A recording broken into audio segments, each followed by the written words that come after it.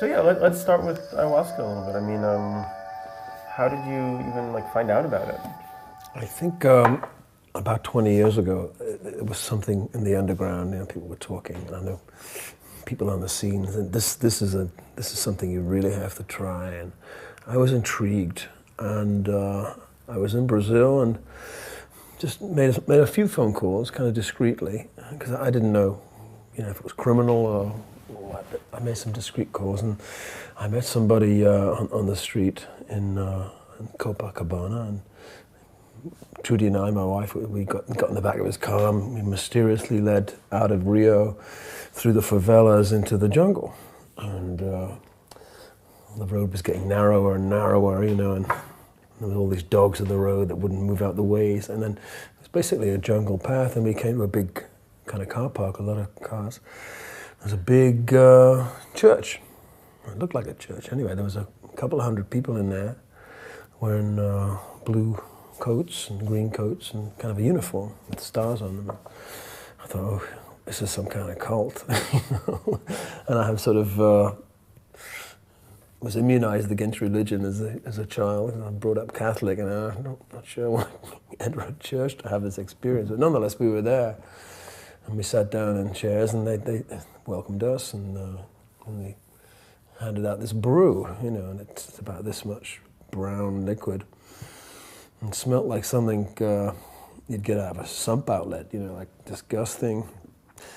And Trudy and I looked at each other and said, everybody's drinking it, so we did. I drank it in one.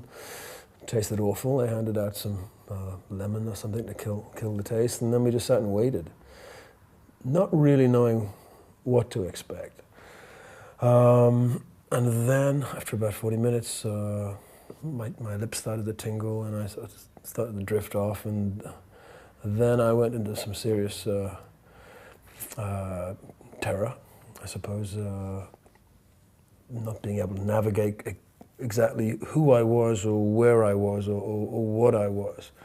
Because when my eyes were shut, I was in this holographic, spinning, geometrical, alien world. Open my eyes, and everybody else is kind of sleeping or in some kind of trance, and I go back. And then I start to feel like vomiting. My whole body is very uncomfortable. I don't vomit. I managed to hold it down, but there's something coursing through every cell in my body, like an intelligence searching everything. And I'm tingling and tingling, and I'm thinking, this is probably the heaviest thing I've ever experienced in my life.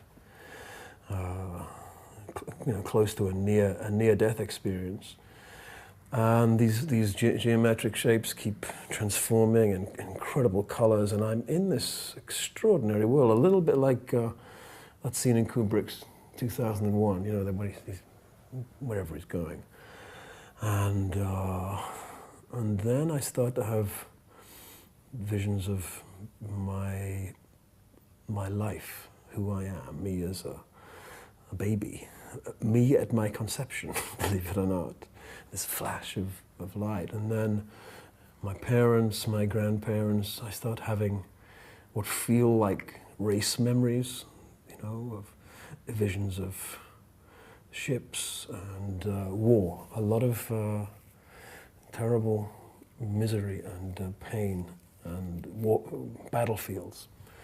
And I end up in some kind of story where I'm the observer, and I'm watching a man like me, but not me, going through a drama in a war situation where he's being court-martialed for telling his troops not to leave the trench.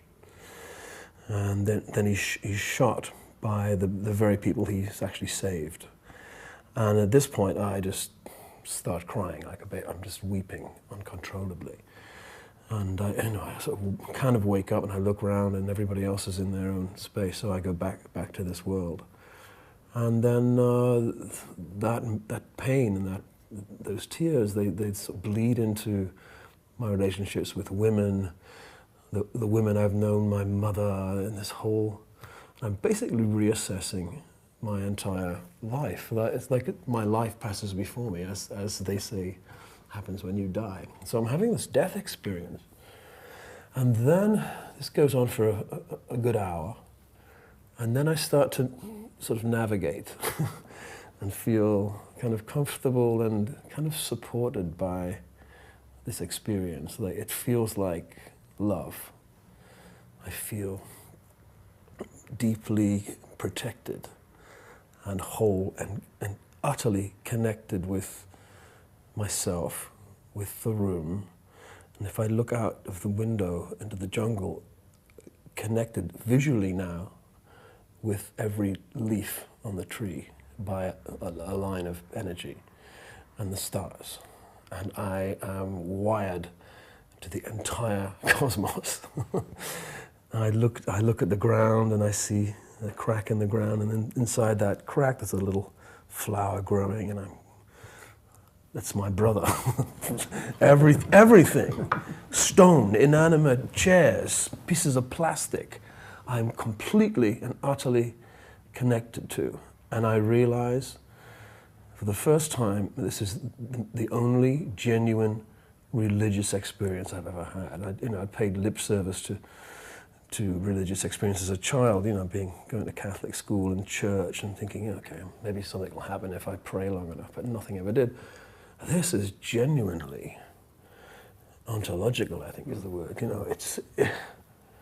It's absolutely astounding. I'm amazed by what's happening in my mind, and it's given me this place in my mind where I realize that we are actually eternal, and there's no end to this mind. And I realize everyone else in the room is going through the same thing. While I was going through the terror part, the painful part, the violence and everything, I looked across at Trudy, who was having a beatific, or seems to be having a beatific vision. It looks like she's in heaven. But meeting the celebrants in this communion afterwards, and hearing them talk and feeling part of this brotherhood, it made me realize that it is communion, this direct access to the Godhead, whatever you think that is. I have no idea what it is, but there's definitely an intelligence, a higher intelligence and an ethical intelligence at work in you during this experience. And it's stronger than you, it's cleverer than you are, and it's part of you. You are part of it. And so I've been taking it as regularly as I possibly can over the last couple of decades. But these substances are, as we know, still, although it's becoming more and more complex, illegal in the West. Why do you think that is? I mean, why do you think that there's such a lack of understanding of these types of experiences? I don't think authority, whether it's government or the established church, really wants you to have direct access to this connection, because their power base lies in keeping you in the dark, or keeping you disconnected or alienated from that kind of experience. And so, whether it's conscious or unconscious, their instinct is to prevent this from happening. They want to control everything. I wish it wasn't the case. I know that in the United States, surprisingly, this experience has become legal within the parameters of an organized church. The one that actually you worked with, yeah, the United Vegetal. The UDV is kind of a mestizo tradition, right? It's like where the sort of white and the Indian and the black culture kind of meet each other. You also have had the opportunity to drink ayahuasca with more of like the indigenous people. How was those experiences? How were they different? What did you gain from them? I actually preferred drinking it with the shamanic tradition more than the syncretic kind of religious thing. It was very kind of Catholic based, and I was reserved about it because of my own history. But drinking it in the jungle with Shwara, I think was the name of the tribe. They'd heard about me, kind of, and it was a small group. It was about 10 of us, and the first thing they said was, "Which one's Sting?" They knew something called Sting was some kind of big honcho. I sort of raised my hand quite anxiously and said, oh, okay, we've got special brew for you. Massive cup of this thick, viscous stuff, and everybody else is getting small cups of much more mellow-looking stuff, and I said, oh, okay. So I knew what was in store. I took it, went to my hammock and tied the seatbelt on. I was destroyed. I just simply didn't exist. I basically crawled to the shaman and said, please put me back together again. I said, no, you're doing really good. And then they beat me with leaves and blew tobacco smoke on me and literally put me back together again with this incredible care and love and attention. I think ayahuasca gives you what you need. And sometimes, I think I need my ass kicked a lot of the time. You know, I'm in a profession where your ego is constantly massaged and it's built up. So for someone like me, the ayahuasca experience is essential. I need to be beaten down occasionally. But I'm always confident that no matter how troubling the experience is, and it's full of dread, that I will get this feeling I described before of incredible love for myself, for everyone around me, for the world generally, for nature. And that is a true religion in the real sense, reconnecting, you know, with who we are and actually what we are. We are not separate from nature. So I think it's a true religion. It's a genuine religious experience for me, not lip service. It's the real thing. And what do you think it sort of tells us or indicates about kind of like the nature of our consciousness and maybe the nature of like plant consciousness or plant sentience? Well, it feels that way. It feels as if you are somehow interfacing with a different kind of intelligence, a longer-term intelligence, a quieter, more watchful intelligence, like, you know, a tree. You know, I have lots of trees on my property in England, 400- or 500-year-old trees. I look at them now differently. I realize that they, in fact, are the guardians of this particular space. I'm just a tenant for a while. I have to look after them, but they somehow look after me, and that sounds kind of woolly, but you know, I'm a tree hugger. I'm a self-confessed card-carrying tree hugger. But once you get into that longevity of intelligence, you know, how you exist for all of those years, using all of that energy, giving out all of that energy is something very valuable to the human spirit. You know, we are connected to trees. We can't live without trees. I've always had this intuition anyway that we should save forests. That, you know, primal forest ought to be protected for many, many reasons, climate reasons, but spiritual reasons too. We need these. You know, the ancients used to call them dryads, these tree spirits. I think they exist. You know, if you're in the right space, right state of mind. Now, had you already started the Rainforest Foundation when you had that ayahuasca experience, or kind of like was that one of the? It was kind of happened at more or less the same time. I always had this instinct about nature that it should be protected, and you know, I went to the rainforest before I'd had the ayahuasca experience, but it was kind of at the same time. And I suppose has informed our work since then. What have you been learning about like the rainforest these days? Well, your foundation works in a whole bunch of different countries, right? I think we're in 17 countries now. I mean, it seems like there's a lot of efforts to preserve, you know, what's left of the rainforest, but on the other hand, it doesn't really seem like, you know, it's going in the right direction at this point. No. No. We've had a lot of successes, and we're very proud of them. But the war goes on. You know, how do you convince people who are dirt poor not to chop their forest down when they've been offered lots of money to do it by corporations and the like? It's very difficult. But as I say, we've had enough successes to carry on and just to see that it does work, and people's lives have been protected through this legal work. And, really. And Trudy's been working on a film about the oil companies down there. She's been in Ecuador for the past year, dealing with the aftermath of big American oil companies' work there, leaving more toxic waste than Exxon Valdez left. and cancer is rife. People have no fresh water. The fish are dead. They can't grow food. There is oil everywhere. Babies are given, because there's no other choice, water that's polluted with oil, and the cancer levels are out of. This is a big legal case at the moment. They made. I mean, probably still in the U.S., most people, or maybe even in Europe, most people really don't have much idea what happens to these environments when the oil companies come in to supply this. They're basically destroyed for what is probably worth a couple of weeks motoring in the world. Right.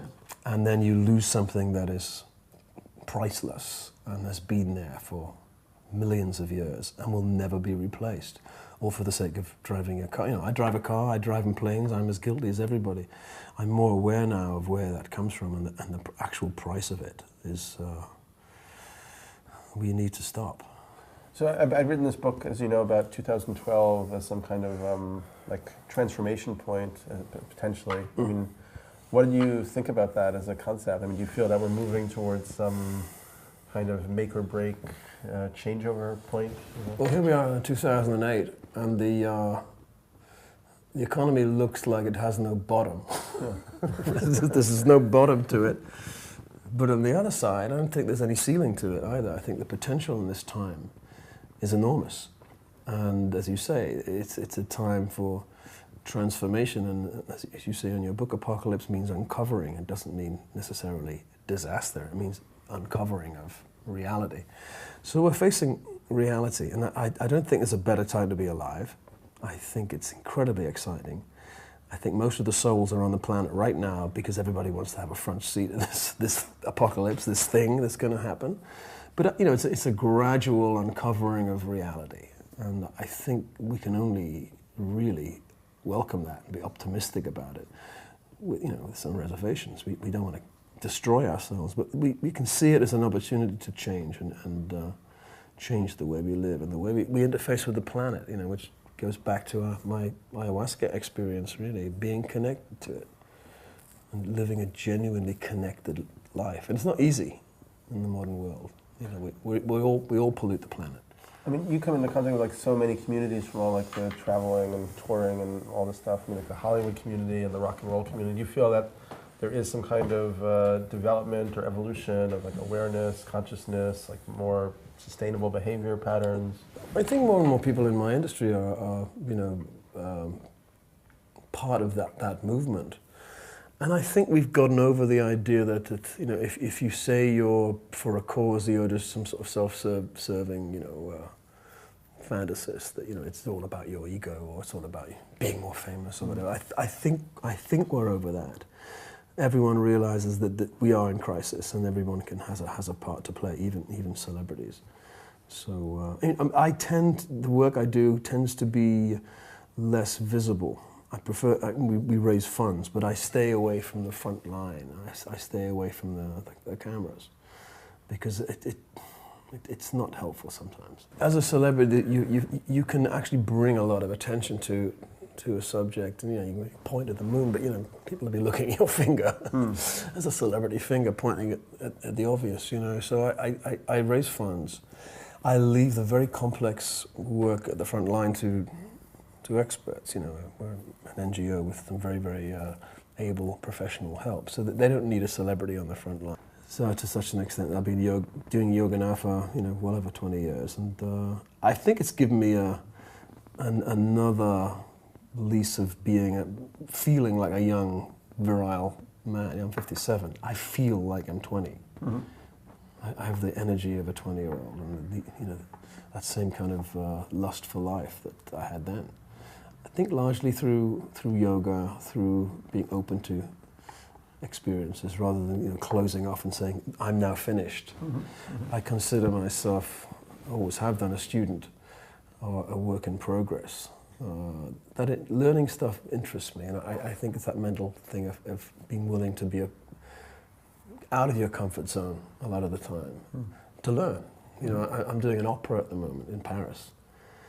Not because I have any hubristic sense that I'm, now an opera singer at all. It's just I've been given the opportunity to learn something, performing on stage in costume, acting, not bumping into the furniture, and singing at the same time, to learn. And it's just taking yourself out of the comfort zone. It's like ayahuasca. You put yourself in the position of the pupil, and the master will come and bring you for a while, and then something new will appear, something will transform. I believe in that, and I think that's the secret to life. How much yoga do you do these days? Well, I do yoga and Pilates as an hour or two a cross day. training. Yeah. I do 2 hours a day, and I'm pretty fit. Yeah. Sure, But I couldn't do my job if I wasn't. What? I'm sure you could beat me up in a minute. I wouldn't do that. No, I'm very peaceful.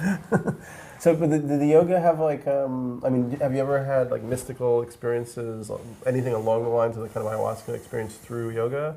Or is it more just like a calming, meditative? I mean, what kind of benefits do people get from a dedicated yoga practice? I've done Ashtanga yoga for many years, and it's a pretty militant form of yoga.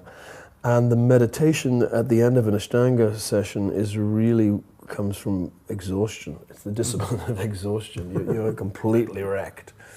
And then you just sit quietly, and you do enter an alpha state. It's not as, for me, it's not as profound as the ayahuasca experience. Nonetheless, I can see how, by extension, you just keep doing that, and you can get to the same place, the same way you can do by fasting or meditation or whatever. But we're all going to the same area of the brain where we access this idea of the eternal, and that's really the goal, to realize that there's a continuum from the beginning to the end. And in fact, is there an end, or is there a beginning? It just keeps going, and that part of the brain is in all of us. And it's all of the issues that face us, it's pollution or climate change, they're all interrelated. You can't separate anyone from any other. And consciousness is the main one. We're in this oil consciousness. It's a pretty low-level consciousness. We dig the oil, we destroy the environment, we drive our cars and drive planes. That's pretty low level. We need to get to a higher level of consciousness. I think energy is something that can be. I think that the universe is full of energy. It's an energy machine, and we're just relating to this tiny way rather inefficient way of getting energy when it's in the air around us. There must be a technology that we can invent, but we have to get to a higher consciousness first to perceive it, and I think we have to do that quickly. As a species, we evolved through crisis. I don't think we would have left the sea if it hadn't been some sort of crisis in the sea. There wasn't enough oxygen in the sea, so we moved out. I think the crisis is there to trip us into the next, literally trip us into the next level of our existence as a species. We may not recognize what that looks like, and I'm not sure how quickly it can happen, but that's how we progress. We put ourselves out of the comfort zone. Mm-hmm. Maybe we do it unconsciously. Which is one thing that's good about yoga. I always think that it's about getting comfortable in uncomfortable spots. Yeah. So it almost becomes, you can have like a yoga of transformation. Yeah. I think, how can I stay in this position longer than 3 seconds? And you end up there for an hour, and you realize that it's actually the most comfortable place you could ever be. But it's just that initial resistance to change, any change. We don't like it, but it's essential.